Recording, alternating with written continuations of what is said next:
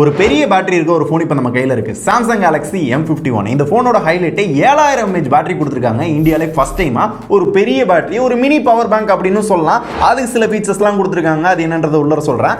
இந்த ஃபோனோட ரிவ்யூ தான் இந்த வீடியோவில் பார்க்க போறோம். இந்த ஃபோனில் என்ன பாசிட்டிவ், நெகட்டிவ், ஒர்த்தா இல்லையா அப்படின்ற எல்லாத்தையுமே உங்களுக்கு நான் சொல்றேன்.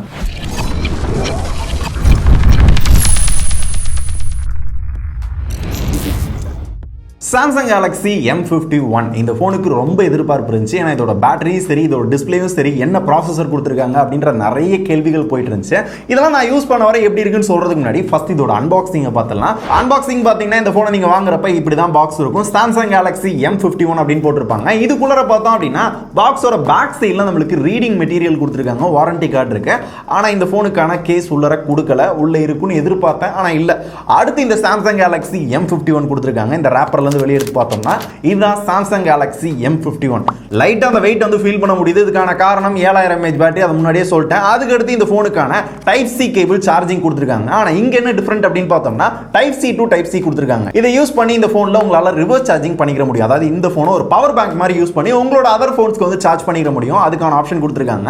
அடுத்து இந்த ஃபோன்ல 25 வாட் ஃபாஸ்ட் சார்ஜிங் சப்போர்ட் இருக்கு. அந்த அடாப்டரும் பாக்ஸ்க்குள்ள கொடுக்குறாங்க. ரொம்ப ஃபாஸ்டா வந்து சார்ஜ் பண்ணிக்க முடியும். எவ்வளவு நேரத்துல சார்ஜ் பண்ணலாம்ன்றத அடுத்து சொல்றேன். இப்போ இந்த சாம்சங் Galaxy M51 இதை பத்தி பேசணும் அப்படின்னா இதுல மெர்சல் பண்ற ஒரு ஃபீச்சர் அப்படின்னா 7000 mAh பேட்டரி வந்து கொடுத்துருக்காங்க. அதை சார்ஜ் பண்ண 25 வாட் ஃபாஸ்ட் சார்ஜிங் சப்போர்ட்டும் கொடுத்துருக்காங்க. ஸோ இந்தியாவிலே ஃபர்ஸ்ட் டைமா இவ்வளோ பெரிய பேட்டரி இந்த ஃபோனில் தான் கொண்டு வராங்க. இனிமே அடுத்தடுத்து நிறைய ஃபோனில் வரும். இருந்தாலும் இந்த ஃபோனில் தான் ஃபர்ஸ்ட் டைமா கொண்டு வந்திருக்காங்க. இந்த 7000 mAh பேட்டரி டேய் நீ யூஸ் பண்றா, எவ்வளோ நேரம் வேணா யூஸ் பண்றா அப்படின்ற மாதிரி நானும் யூஸ் பண்ணிட்டே இருக்கேன். காலியான மாதிரி இல்லை, தாராளமாக 2 நாள் பேட்டரி தரமா நிற்கிது. ஒரு மாடரேட் யூஸ், அப்பப்போ அந்த கேமரா யூஸ் பண்றது, அப்பப்போ கேம் விளாடுறது, ஒரு நார்மல் யூஸ் பண்றோம், இந்த மாதிரி இருந்துச்சு அப்படின்னா தாராளமாக 2 நாள் நிற்கிது. ஹெவியா யூஸ் பண்ணா கூட அசால்ட்டா 1.5 நாள் பேட்டரி இருக்கு. லைட் யூஸ் பண்றீங்க அப்படின்னா தாராளமா 2 நாளுக்கும் தாண்டி போகும். சோ அப்படியே சார்ஜ் தீர்ந்தாலும் 25 வாட் ஃபாஸ்ட் சார்ஜிங் சப்போர்ட் கொடுத்துருக்காங்க. அதை யூஸ் பண்ணி சார்ஜ் பண்ணீங்க அப்படின்னா அதிகபட்சமா 2 மணி நேரத்துக்குள்ள இந்த ஃபோன் ஃபுல்லா சார்ஜ் ஆகுது. 2 மணி நேரம் சார்ஜ் பண்ணீங்கன்னா எவ்வளவு நேரம் யூஸ் பண்ணலாம் அப்படின்றதையும் சொல்லிட்டேன். அண்ட் இந்த ஃபோனை சார்ஜ் பண்றப்ப ஹீட் ஆகுதா ப்ரோ? ஏன்னா 7000 mAh பேட்டரி அதை ஃபாஸ்டா சார்ஜ் பண்றப்ப ஹீட் ஆக வாய்ப்பு இருக்குல்ல அப்படின்னா அந்த மாதிரி எந்த இஷ்யூவும் நான் ஃபீல் பண்ணல. சார்ஜ் பண்றப்ப ஹீட் ஆன மாதிரி நான் எதுவும் பார்க்கல. சோ எப்பயும் போல தான் இருந்துச்சு. அண்ட் இந்த பேட்டரி இவ்வளவு சூப்பரா சார்ஜ் நிக்கிறதுக்கு இன்னொரு முக்கியமான காரணம் பார்த்தோம்னா இப்ப ட்ரெண்ட்ல இருக்க சில விஷயங்களை இந்த போன்ல கட் பண்ணிருக்காங்க. ரெஃப்ரெஷிங் ரேட் அப்படின்னு நிறைய போன்ல கொடுக்குறாங்களா, அந்த மாதிரிலாம் இந்த போன்ல கிடையாது. 60 ஹெர்ட்ஸ் தான். And in display fingerprint sensor கிடையாது. இதுல AMOLED டிஸ்ப்ளே தான் கொடுத்திருக்காங்க. இருந்தாலும் இன் டிஸ்ப்ளே ஃபிங்கர்பிரிண்ட் சென்சார் கொடுக்கல. இந்த மாதிரி அதிகமா சார்ஜ் குடிக்கிற ஒரு சில விஷயங்களை கட் பண்ணிருக்காங்க. இது பேட்டரியா பார்க்கறப்ப நம்மளுக்கு அட்வான்டேஜ், ஆனா ஃபீச்சர்ஸா பார்க்கறப்ப இதெல்லாம் இதுல இல்ல அப்படின்றத தெளிவுபடுத்திக்கிறேன். அதனால பேட்டரிக்காக மட்டும் ஒரு போனை நீங்க வாங்க போறீங்க அப்படின்னா தாராளமா இந்த போனை நான் சஜஸ்ட் பண்ணுவேன். அவ்வளவு பெரிய பேட்டரி, அதை ஃபாஸ்டாவும் சார்ஜ் பண்ணிக்க முடியும். ரிவர்ஸ் சார்ஜிங் சப்போர்ட் இருக்கு. இன் கேஸ் உங்களோட இன்னொரு போன்லயே இல்ல உங்க ஃப்ரெண்ட் போன்லயே சார்ஜ் இல்ல அப்படின்னா ஒரு பவர் பேங்க் மாதிரி யூஸ் பண்ணி ரிவர்ஸ் சார்ஜிங் பண்ணிக்க முடியும். இந்த மாதிரி ஒரு டிஃபரெண்டான ஃபீச்சர் கொடுத்திருக்காங்க. அண்ட் இந்த பேட்டரி இவ்வளவு பெரிய பேட்டரி, இது நான் ஃபாஸ்டா சார்ஜ் பண்றேன் அப்படின்னா அந்த பேட்டரி லைஃப் அப்படின்றது ரொம்ப கம்மியாயிரும். இது வந்து எனக்கு விருப்பம் இல்ல அப்படின்னா அந்த ஃபாஸ்ட் சார்ஜிங் உங்களால ஆஃப் பண்ணிக்க முடியும். அதுக்கான ஆப்ஷனும் கொடுத்திருக்காங்க. நார்மல் சார்ஜிங் ஆகிற மாதிரி உங்களால செட் பண்ணிக்க முடியும். அடுத்து இந்த போனோட பெரிய டிஸ்ப்ளே 6.7 இன்ச்ல ஒரு சூப்பர் AMOLED பிளஸ் இன்ஃபினிட்டி ஓ டிஸ்ப்ளே ஃபுல் HD பிளஸ் ரெசல்யூஷன்ல கொடுத்திருக்காங்க. கார்னிங் Gorilla Glass 3 ப்ரொடெக்ஷனோட கொடுத்திருக்காங்க. எல்லா பிராண்டுமே சாம்சங் இருந்தா டிஸ்ப்ளே வாங்குவாங்க. அப்ப அவங்களோட போனை விட்டா வைப்பாங்க. ஒரு பெஸ்டான டிஸ்ப்ளே தான் கொடுத்திருக்காங்க. அதோட கலர்ஸ், வீவிங் ஆங்கிள், அதோட பிளாக்ஸ் எல்லாமே பார்க்கிறது நல்லா இருக்கு. வீடியோஸ் பார்த்தாலும் மூவிஸ் பார்த்தாலும் நம்ம ஒரு கேம் விளையாண்டாலும் அதோட டிஸ்ப்ளே பார்க்கிறதுக்கு ஒரு நல்ல எக்ஸ்பீரியன்ஸ் கொடுக்குது. ஒரு ஃபுல் வியூ ஸ்கிரீன், அதுல இன்ஃபினிட்டி ஓ அப்படின்ற மாதிரி சென்டர்ல ஒரு பஞ்ச் ஹோலும் கொடுத்திருக்காங்க. அண்ட் இதோட பிரைட்னஸ் பார்த்தோம்னா 450 நிட்ஸ் வந்து கொடுத்திருக்காங்க. அதனால அவுட்டோர்ல ஒரு சன்லைட்ல யூஸ் பண்ணாலும் நல்ல பிரைட்டான டிஸ்ப்ளே இருக்கு. எங்கேயும் டிஸ்ப்ளேல குறை சொல்ற அளவுக்கு பெருசா எதுவுமே இல்ல. ஆனா இப்போ நீங்க ட்ரெண்ட்ல எதிர்பார்க்கிற அந்த ரெஃப்ரெஷிங் ரேட்டோ இன் டிஸ்ப்ளே ஃபிங்கர்பிரிண்ட் சென்சாரோ இந்த போன்ல இல்ல. AMOLED டிஸ்ப்ளே தான் இருந்தாலும் கொடுக்கல. ஏன் அப்படின்னா அந்த பேட்டரி ஆல்ரெடி கொடுத்திருக்காங்கல்ல. அது போக இந்த ஃபிங்கர்பிரிண்ட் சென்சார்லாம் வச்சோம் அப்படின்னா இன்னும் இந்த போனோட திக்னஸ் அதிகமாயிரும் அண்ட் வெயிட்டும் அதிகமாயிரும் அப்படின்றதுக்காக தான் பண்ணேன்றாங்க. ரீசனபிள் தான். ஏன்னா இவ்வளவு பெரிய பேட்டரி கொடுத்திருக்காங்க அப்படின்றப்ப ஓகே விட்டுறலாம். அண்ட் இந்த டிஸ்ப்ளே பத்தி சொல்றப்ப கவனிச்சிங்களா, சூப்பர் AMOLED பிளஸ் டிஸ்ப்ளே தான் யூஸ் பண்ணிருக்காங்க அப்படின்னா அதென்ன சூப்பர் AMOLED தெரியும், இது என்ன பிளஸ் அப்படின்னு கேட்டீங்கன்னா அதுக்கும் இதுக்கும் இந்த திக்னஸ், இந்த வெயிட் எல்லாமே இந்த பிளஸ் வேரியன்ட்ல வந்து கம்மியாகும் அப்படின்றாங்க. இன்னுமே வெயிட் வந்து குறையும் அப்படின்றதுக்காக தான் இந்த சூப்பர் AMOLED பிளஸ் அப்படின்ற டெக்னாலஜி இந்த போன்ல யூஸ் பண்ணிருக்கோம் அப்படின்றாங்க. ஓரளவு ஓகே, நல்லா பண்ணிருக்காங்க. அண்ட் இந்த போனை தரையில வைக்கிறது, தரையில இருந்து எடுத்து யூஸ் பண்றது, இப்படிலாம் யூஸ் பண்ணோம் அப்படின்னா ஸ்கிராட்ச் ஆகிறதுக்கான வாய்ப்பு நிறையவே இருக்கு. ஏன்னா இதுல கார்னிங் Gorilla Glass 3 ப்ரொடெக்ஷன் கொடுத்திருக்காங்க. இருந்தாலும் எந்த ஸ்கிரீன் ப்ரொடெக்டரும் இதுல அப்ளை ஆகி வரல. சோ அதனால கீழே வச்சாலும் லைட்டா அங்கங்க ஒரு குட்டி குட்டி ஸ்கிராட்ச் என்னால பார்க்க முடியல. ஒரு வாரம் நான் யூஸ் பண்ண வர பாத்தீங்கன்னா அங்கங்க ஒரு குட்டி குட்டி ஸ்கிராட்ச் இந்த போன்ல என்னால பார்க்க முடிஞ்சு. அதனால ஸ்கிரீன் ப்ரொடெக்டர் அப்ளை பண்ணியே கொடுத்துருந்துருக்கலாம். இந்த பிரைஸுக்கு கொடுக்கணும், ஆனா அவங்க கொடுக்கல. இது கூட ஓகே, கார்னிங் Gorilla Glass 3 இருக்கு, மேனேஜ் பண்ணிக்கலாம், அப்பப்போ வந்து ஓரளவு நம்ம வந்து சேஃபாக வச்சுக்கலாம். ஆனால் பின்னாடி பார்த்தீங்கன்னா நம்ம யூஸ் பண்ணுறதுக்கு கேஸ் பாக்ஸ்குள்ளே கொடுக்கல. ஏன் கேஸ் கொடுக்கல அப்படின்ற விஷயத்தை இப்படி பேசுகிற அப்படின்னு கேட்டிங்கன்னா, பின்னாடி பில்டு பார்த்தீங்க அப்படின்னா கிளாஸ்டிக்கில் வந்து பில்ட் பண்ணியிருக்காங்க. கிளாஸும் கிடையாது, பிளாஸ்டிக்கும் கிடையாது. ஸோ இது அதிகமாக ஸ்க்ராட்ச் ஆகுது. ஃபோன் எடுத்து 2வது நாள் பார்த்தீங்க அப்படின்னா சடக்குன்னு ஒரு பெரிய ஸ்க்ராட்ச் வந்து விழுந்துச்சு. அதில் வந்து ஃபோனை நான் தரையிலே வைக்கிறது இல்லை, ஏன்னா வீடியோ ஷூட் பண்ணணும், பார்க்க நல்லா காட்டணும் அப்படின்னா. ஆனாலுமே நிறைய ஸ்க்ராட்ச் குட்டி குட்டியாக பார்த்தீங்க அப்படின்னா இந்த நுனியில் எல்லாத்துலேயுமே இருக்கும். ஸோ கீழே வச்சேன் அப்படின்னா முன்னாடியும் சரி பின்னாடியும் சரி நல்லா ஸ்க்ராட்ச் ஆகுது. அதுக்கு ஒரு ஸ்க்ரீன் ப்ரொடெக்டரோ இல்லை கேஸோ கொடுத்துருந்தாங்க அப்படின்னா நல்லா இருந்திருக்கும். இந்த ப்ரைஸுக்கு கொடுக்கணும், இதெல்லாம் பேசிக்கான விஷயம். ஏன் அதை சாம்சங் பண்ண மாட்டாங்க அப்படின்றது எனக்கு சுத்தமாக புரியலங்க. அடுத்து இந்த ஃபோனோட design and build quality. Design பார்த்தோம் அப்படின்னா சாம்சங் கேலக்ஸி M31s பார்த்தீங்களா அதே மாதிரி தான், லைட்டாக அந்த கலரை மட்டும் ஒரே கலராக கொண்டு வந்துட்டாங்க, அந்த டூயல் ஷேட் இல்லாமல். அண்ட் குவாலிட்டி பற்றி இதுக்கு முன்னாடி தான் பேசணும், எப்படி இருக்குது அப்படின்ற எல்லாமே. சென்டரில் பார்த்தீங்க அப்படின்னா மெட்டல் மாதிரி தெரியும், ஆனால் பிளாஸ்டிக். முன்னாடி பார்த்தீங்க அப்படின்னா கார்னிங் கோரில்லா கிளாஸ் 3 ப்ரொடெக்ஷன் கொடுத்துருக்காங்க, பின்னாடி கிளாஸ்டிக்ல பில்ட் பண்ணிருக்காங்க. இதுக்கு அடுத்து இந்த போன்ல கொடுத்திருக்க ப்ராசஸர் அப்படின்னு பார்த்தோம்னா, அப்பாடி சாம்சங் இப்பயாவது இந்த மாதிரி ப்ராசஸரை கொடுக்க ஆரம்பிச்சாங்களே அப்படின்னு ஸ்னாப்டிராகன் 730G வந்து கொடுத்திருக்காங்க. ஜிபிக்கு பார்த்தோம்னா Adreno 618 வந்து கொடுத்திருக்காங்க. சோ இந்த ப்ராசஸர் பத்தி நிறைய போன்ல நம்ம பார்த்திருக்கோம். Poco X2, Realme X2, Moto One Fusion Plus இது எல்லாத்துலயும் யூஸ் பண்ணிருக்கேன். இந்த போன்லயும் நான் யூஸ் பண்ணி பார்த்தேன். ஒரு செம்ம பர்ஃபார்மன்ஸ். இதோட பேசிக் கான்செப்ட் நிறைய வீடியோல சொல்லியிருக்கேன். ஒரு ஹையர் எண்ட் ப்ராசஸிங் இந்த மாதிரி மிட் ரேஞ்ச் சிப்ல கொடுக்கணும் அப்படின்றதான் கான்செப்ட். அந்த மாதிரி பர்ஃபார்மன்ஸ்ல எந்த குறையுமே கிடையாது. இதுக்கு முக்கியமான இன்னொரு காரணம் பார்த்தோம்னா One UI 2.1 மேல Android 10 கொடுத்திருக்காங்க. ஒரு செம்ம OS. OnePlus ஓட OS க்கு அப்புறம் இப்போ நான் அதிகமா யூஸ் பண்றது அப்படின்னா சாம்சங் தான். சொல்ல போனா இந்த போன் தான் இப்போதைக்கு நான் பிரைமரி போனா நான் யூஸ் பண்ணிட்டு இருக்கேன்.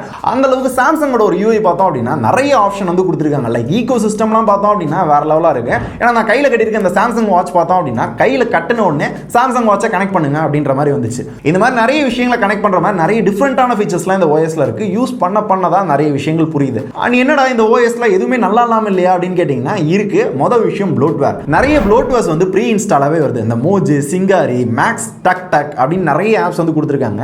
அண்ட் நிறைய ஆப்ஸ்ல வந்து பாத்தீங்க அப்படின்னா அந்த நோட்டிபிகேஷன் ஆட் அப்படின்றதையும் புஷ் பண்றாங்க.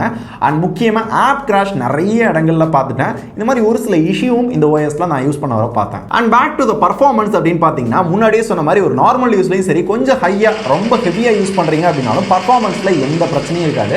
முக்கியமா கேமிங் பர்ஃபார்மன்ஸும் நல்ல ஸ்மூத்தா இருக்கு. ஹை கிராபிக்ஸ்ல இருக்க மேக்ஸிமம் எல்லா கேமும் வந்து விளையாட முடியுது. நான் ஆஸ்பார்ட் 9 COD, ஃப்ரீ ஃபயர் அண்ட் பப்ஜியும் விளையாண்டு பார்த்தேன். இப்போ ரீசெண்டா ஒரு அப்ளிகேஷன்லாம் கொடுத்துருந்தாங்கல்ல அதை யூஸ் பண்ணி ட்ரை பண்ணி பார்த்தேன். ஒரு நல்ல கிராபிக்ஸ்ல நல்ல ஸ்மூத்தான ஒரு பர்ஃபார்மன்ஸ் தான் இருக்கு. எந்த இடத்துலையும் கேமிங்ல லேக் ஆச்சு பிரச்சனை ஆச்சு அப்படின்னு எனக்கு எதுவுமே இல்லை. ஓவரால் பர்ஃபார்மன்ஸ் அப்படின்னு பார்த்தீங்கன்னா சாம்சங் இப்போ தான் தெரிஞ்சிருக்காங்க. எக்ஸினோஸ் அப்படியே தலைமுழுகிட்டு இப்படியே ஸ்னாப்டிராகன்ல கொண்டு போனாங்க அப்படின்னா ரொம்ப சந்தோஷமா இருக்கும். ஸோ இதோட பர்ஃபார்மன்ஸும் நல்லா இருக்கு. அடுத்து இந்த போனோட கேமராஸ்.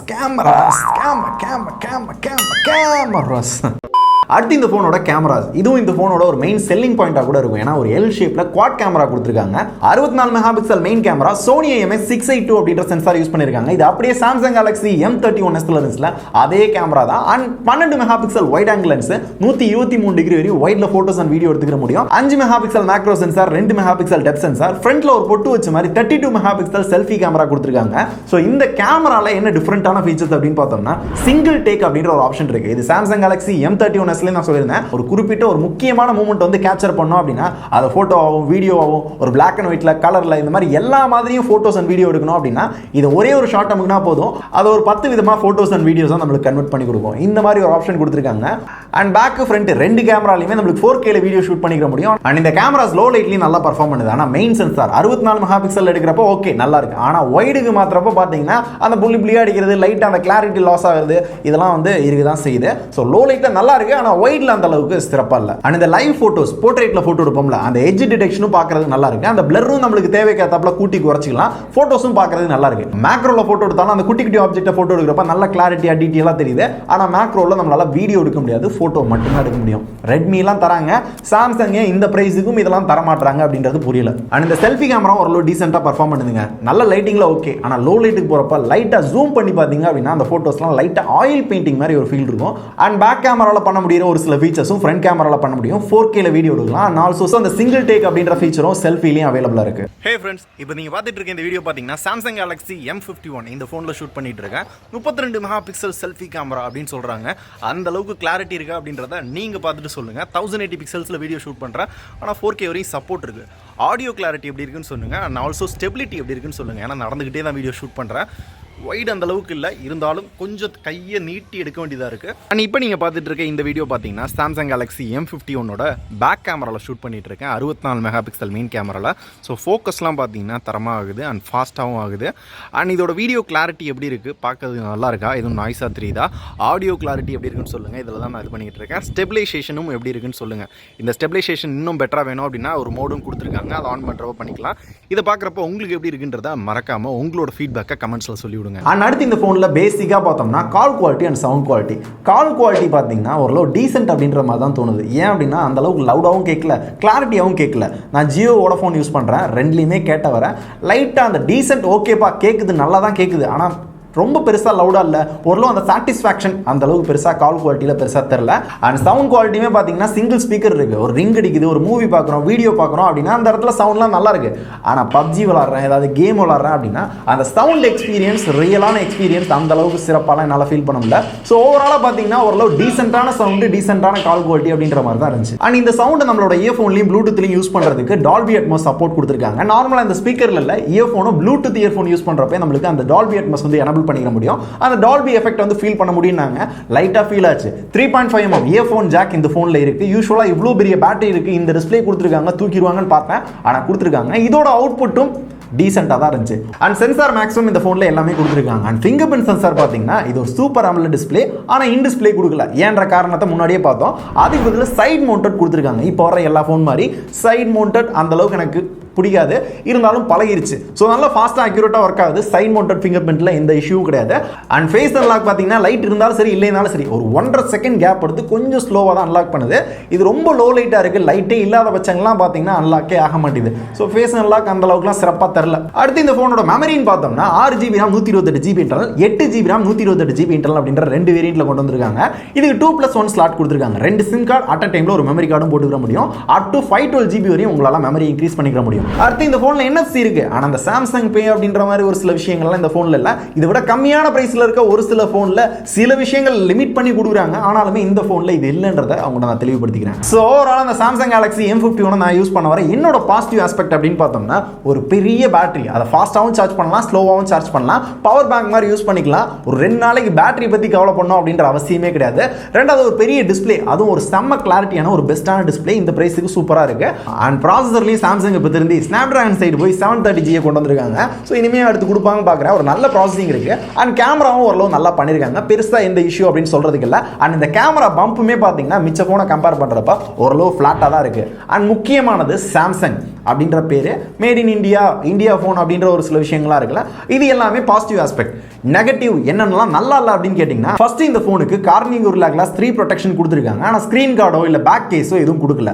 அதனால என்ன பிரச்சனை ஆச்சுன்றதை உள்ள பார்த்துருப்பீங்க. ஸோ ஸ்க்ராட்ச் ஆயிடுது. நான் வாங்குற ஒரு புது ஃபோன் 2வது நாள்லேயே ஸ்க்ராட்ச் ஆகுது அப்படின்னா மனசு கஷ்டமாக தான் இருக்கும். அஸ் அ யூஸராக யோசிச்சிங்க அப்படின்னா இதை பேசிக்காக கொடுத்துருந்துருக்கணும். And call quality and sound quality ரெண்டுமே டீசெண்டாக தான் இருந்துச்சு. இயர்ஃபோன் யூஸ் பண்ணாலும் அந்த டீசென்ட் அப்படின்ற மாதிரி தான் இருந்துச்சு. பெருசாக அந்த எஃபெக்ட் வந்து என்னால் ஃபீல் பண்ண முடியல.